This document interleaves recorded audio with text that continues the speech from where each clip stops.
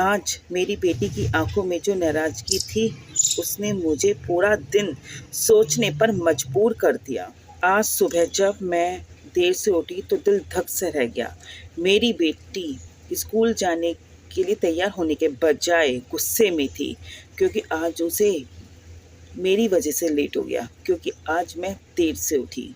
मैं देर से उठी आलस की वजह से नहीं, मैं देर से उठी रात देर से सोने की वजह से। उसकी नाराज़गी देखकर मुझे बहुत गिल्ट हुआ, उसे बहुत समझाया, लेकिन सच बताऊं, मैं आलस की वजह से देर तक नहीं सोई, मैं रात 2 बजे सोई थी। क्योंकि जब पूरा घर सो जाता है तभी मेरा दूसरा काम शुरू होता है, वीडियो एडिटिंग करना, स्क्रिप्ट लिखना और अगले दिन का कंटेंट प्लान बनाना।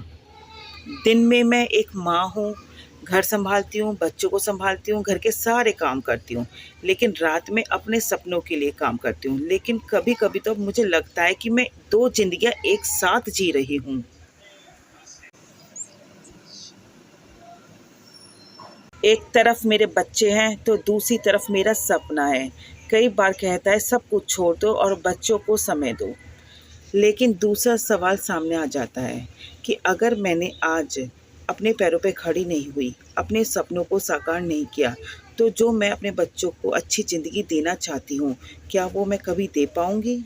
मैं अपने पैरों पे खड़ा होना चाहती हूँ, अपने बच्चों का भविष्य सुरक्षित करना चाहती हूँ, लेकिन इन सपनों की भी अपनी कीमत है। कैसे करता है विराज मस्ती?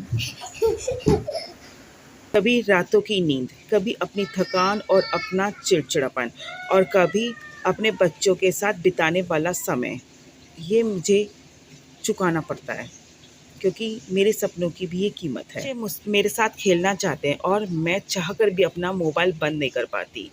यकीन मानिए, उस वक्त सबसे ज़्यादा मुझे खुद पर गुस्सा आता है। मैं पिछले 15 सालों से अपना करियर बनाने की कोशिश कर रही हूँ। कई रास्ते बदले, कई तरीके अपनाए, लेकिन हर बार हार मानी। अब मुझे पहली बार लगता है कि शायद मैं सही ट्रैक पे हूँ, मैं सही कर रही हूँ। इसलिए अब रुकने में भी डर लगता है। कई बार ये क्वेश्चन मन में आता है कि पहले बच्चे या पहले करियर। मैं इस दुविधा में बहुत ज़्यादा फंसी हुई हूँ। शायद इसका कोई जवाब नहीं है, पर जो भी कर रही हूँ ना, अपने बच्चों से दूर जाने के लिए नहीं, बल्कि उनका भविष्य बनाने के लिए कर रही हूँ, क्योंकि मैं एक माँ हूँ।